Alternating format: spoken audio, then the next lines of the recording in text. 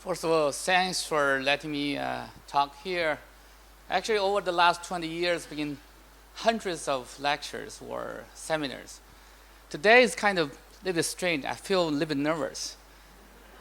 So let me record what I learned over the last 30 or even more than 30 years. I give you, especially students, some tips. Oops.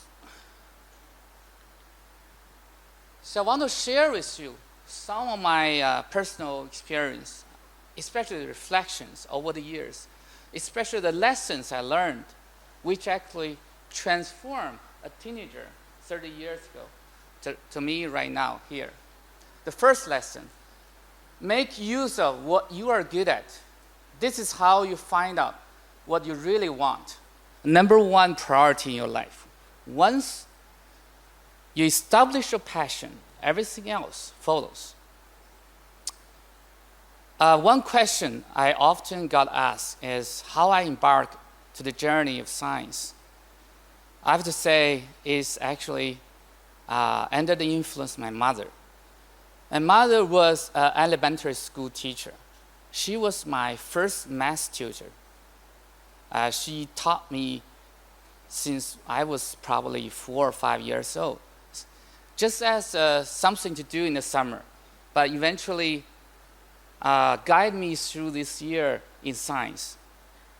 So he taught me a lot of interesting facts about math. That basically fascinated me. So I started to learn myself. I started to learn elementary school, middle school, high school, just purely from interest. So I remember I started 5 or 6 years old, learn math and also science subjects all by myself, all the way to high school level. Very soon, before even I was turned to 14 years old, I learned all the high school stuff. So I naturally moved on to the next level. I remember vividly, I borrowed every possible college textbook from my classmates, elder sister and brothers, even their parents, for my self-study. This is a great experience. Gave me so much confidence so that I know that I can be a scientist later. That also lay a solid foundation for me for my college education. This is the first lesson. Second, always have the courage to change. By that, I give you a personal or family story. My grandfather was a janitor in a rural school in Shanxi province. Back to 70, 80 years ago, he couldn't afford to send all his kids to school.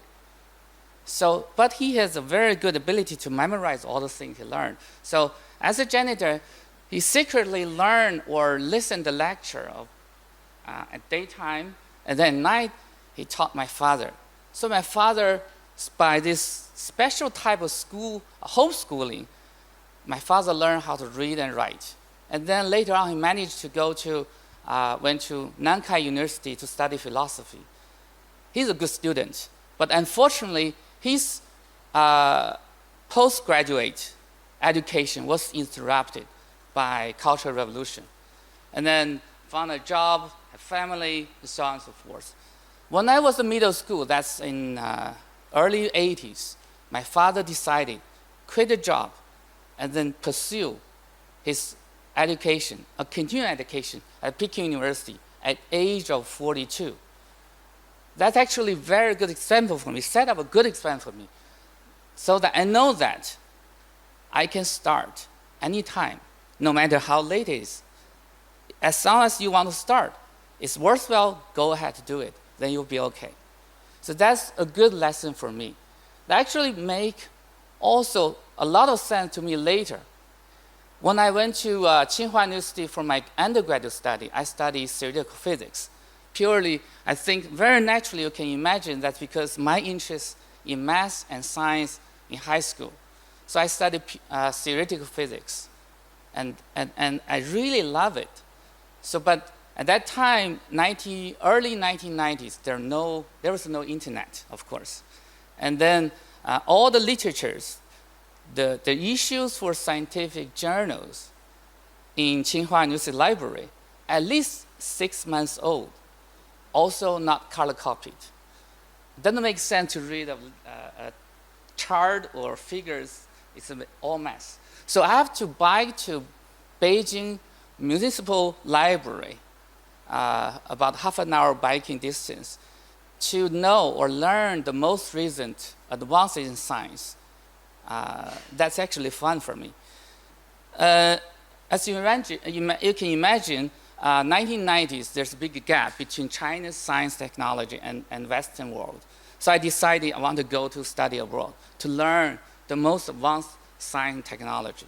I went to McGill University in Canada to pursue my PhD study in theoretical physics. But one day in 1995, I remember vividly, I went to the library for leisure, basically read some journal and articles for fun. But one article really changed my career path. That's an article from Scientific American.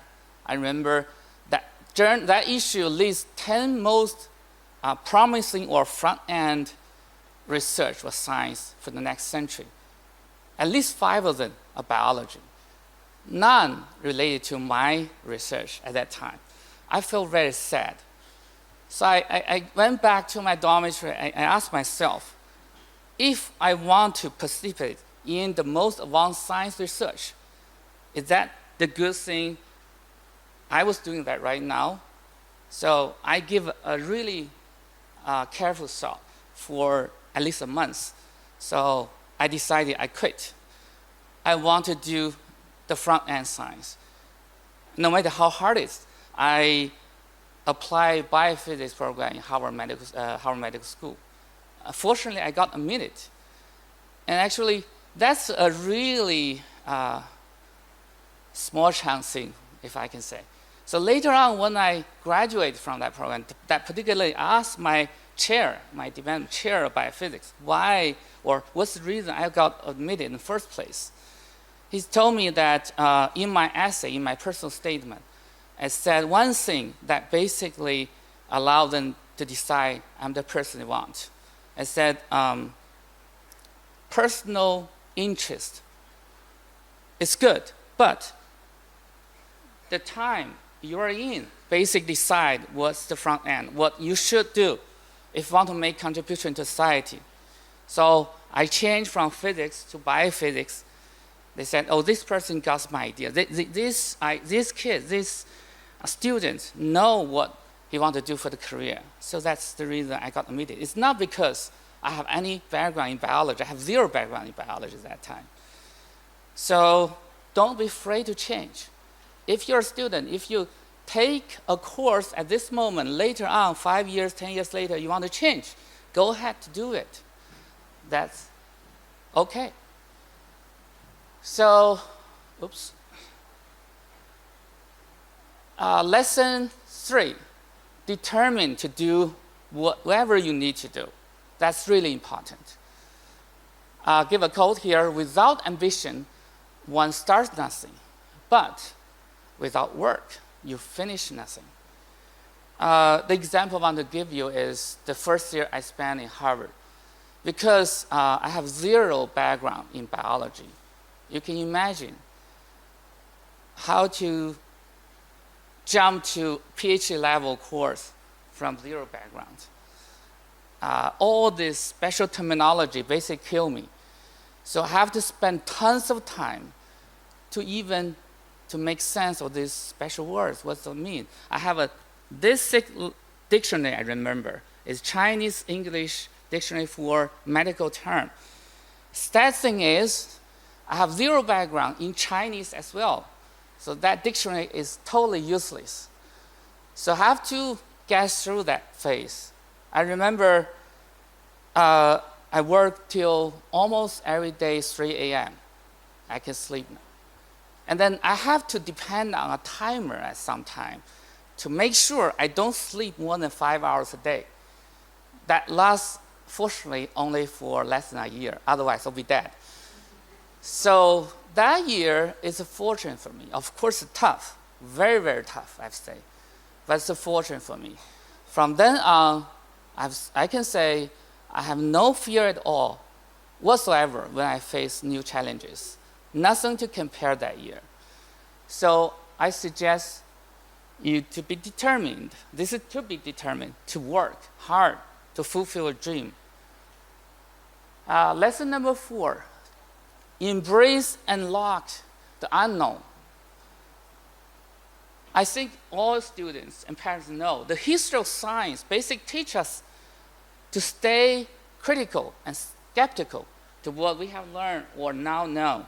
Actually, maybe some of them not wrong, not even correct. And then to be awed and curious about unknown. One particular example I really like in this respect, I always want to share that with my students now, or back in US and also here in China, is Australian scientist Barron Marshall, who with a colleague called Warren discovered a very unique, at that time, 30 years ago, a new bacterial strain that actually caused stomach ulcer disease. At that time, people don't believe that. The reason for that is medical courses or classes always teach students bacteria will not survive in stomach because stomach is so acidic, right? So their pioneering work for 2 years was not even recognized, or even was rejected to be presented in a scientific conference, was rated the bottom 25%. This is Nobel-winning, groundbreaking work. So desperately, Marshall actually drank that blood, purified bacteria himself to confirm or to do a human test himself, use his own stomach to infect that bacteria. Later on, a few days later, he got symptoms and confirmed is ulcer disease. And then cured, of course, later used antibiotics. So that is a direct experiment to confirm his theory is correct. Everybody else is wrong. So since then, this groundbreaking discovery actually saved millions of lives in the world. Especially Western countries, the rate for stomach cancer is dropped dramatically from almost like a high number to 0 now. But our country still struggle to improve because diagnosis level is still not very satisfactory. But anyway, this groundbreaking discovery saved millions of lives since 1980s. So because of that, he and Warren got the Nobel Prize in 2005 in physiology and medicine. A funny thing is, Alfred Nobel, the person who actually established this prize, right, 100 years ago, or 100 years ago, he actually suffered stomach ulcer for the life. So I think this is very interesting or interesting story for science that you do hard-working work, explore unknown, sometimes you have really unexpected results. So I think keep curiosity, keep an open-minded to explore the unknown. Don't believe don't believe 100% at least. Give some thought. Don't believe everything you've been taught. Question. That's always a valuable asset. Okay, so give back to society. I remember when I graduated from Harvard, a lot of PhD students actually take position in R&D position in big pharmaceutical companies because they made a lot of money. I was given one of them actually from San Diego. At least the salary is pretty amazing. But I want to do science. I want to pursue or do research to push the front end for human being to some degree, and then make contribution to human health. So I decided I want to be a professor in university. I joined the faculty of Michigan University Medical School Department of Biochemistry. And 5 years later, I became a tenured professor and became a principal investigator in Harvard Hughes Medical Institute, which is one of the top medical institutes in the world. Seems I'm okay. I'm pretty good. I'm in a good shape, right? But I feel I have glass ceiling now. At the moment I got Harvard Hughes investigator position, I feel glass ceiling because I want to do real medicine. I want to relate my basic research to real medicine. I want to do more things. And negotiate with medical school.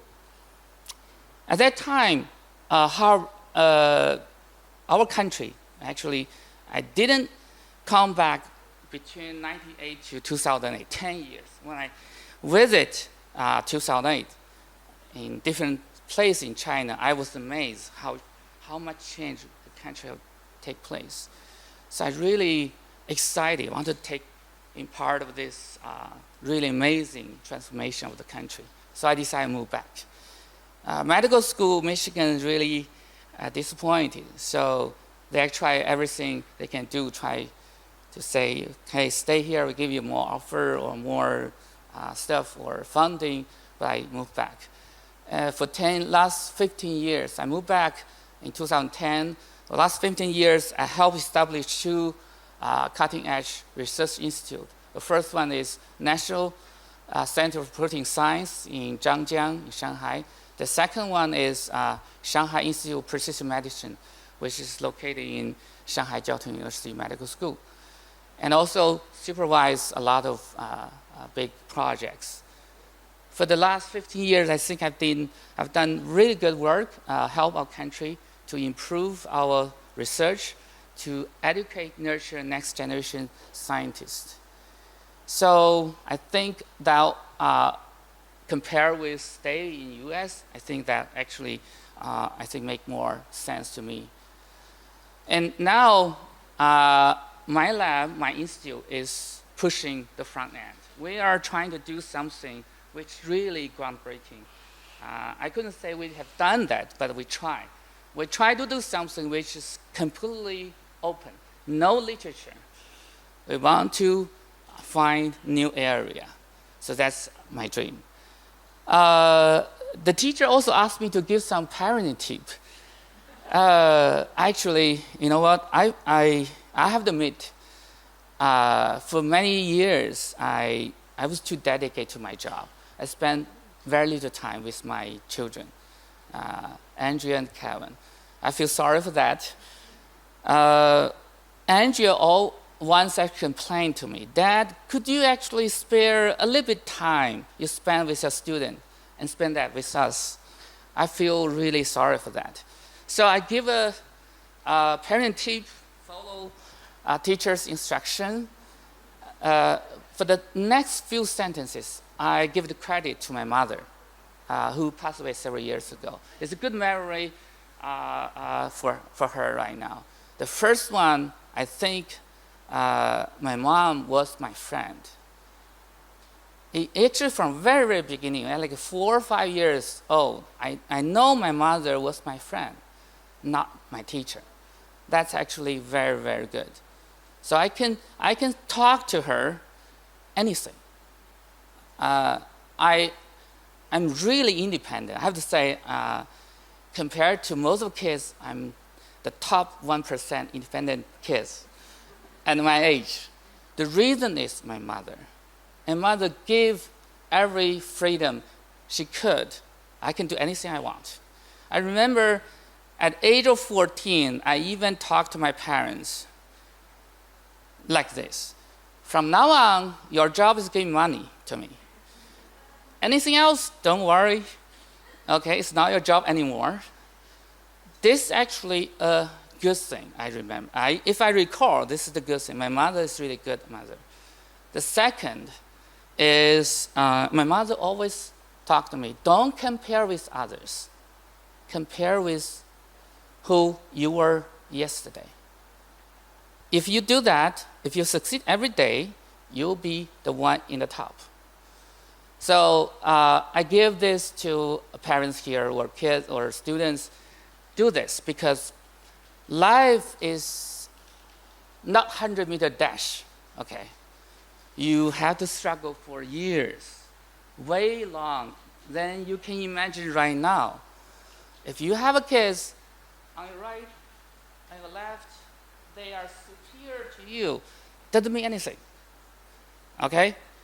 Give my personal experience have been in the top school in China, the top school in the world. I've been nurturing or teaching the top student in US and top student in China. The best student who succeeded is the one who can work to the last day. This is the thing I want parents to know, I want the kids, students to know. So this world is changing very fast because everything improves progress in a pace we can imagine 30 years ago. But one thing to keep in mind, the determination in your heart to be successful, to be a person who can make contribution to this society. This is the only thing won't change. You should keep that in mind. So that will be the thing you keep for your life. Thank you very much.